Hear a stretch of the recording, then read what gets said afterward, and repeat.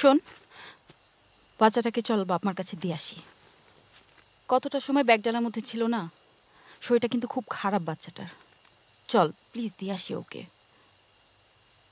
হ্যাঁ, দিয়ে তো আসবই।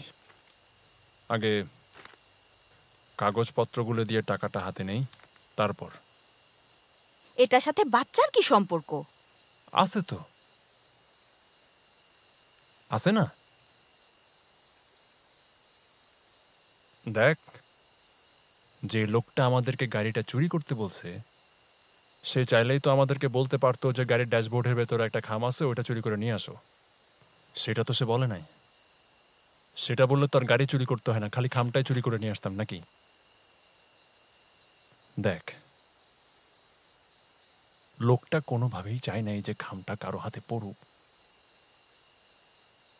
ধর লোকটার হাতে আমরা এই খামটা দিলাম, তারপর লোকটা যদি নতুন নাটক শুরু করে, আমাদের সঙ্গে বিট্রে করে, কি করতে পারবো? কিন্তু টাকাটা তো লাগবেই। প্ল্যান বল।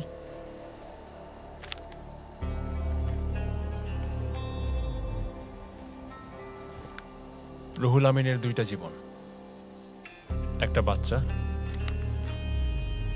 আর একটা এই কাগজ। যদি কোনো কারণে পার্টি পোল্টি মারে, তাইলে রুহুল আমিন টাকা দিবে,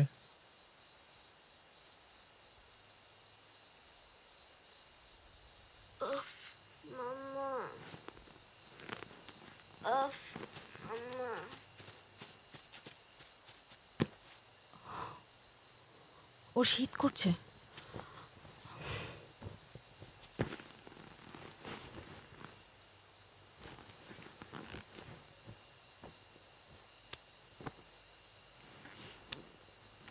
Mama, I'm sorry.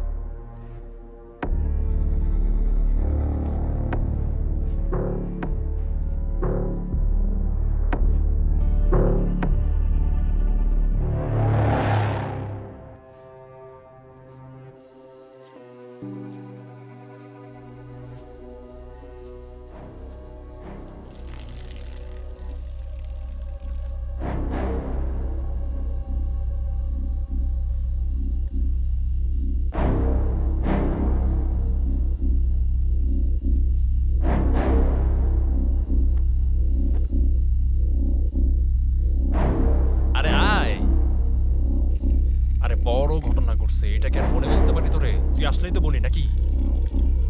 আরে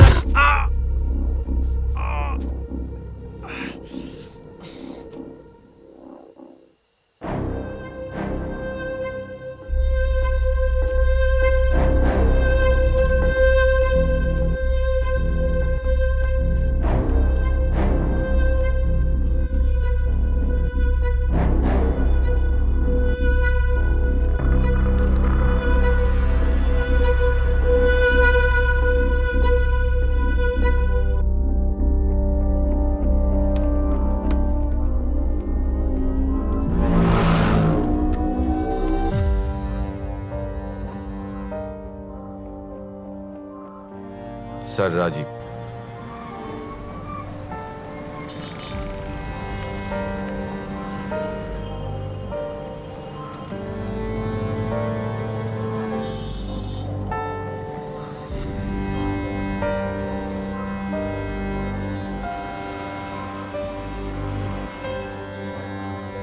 তুমি কি আমাকে আমার মাম্মার কাছে নিয়ে যাচ্ছ?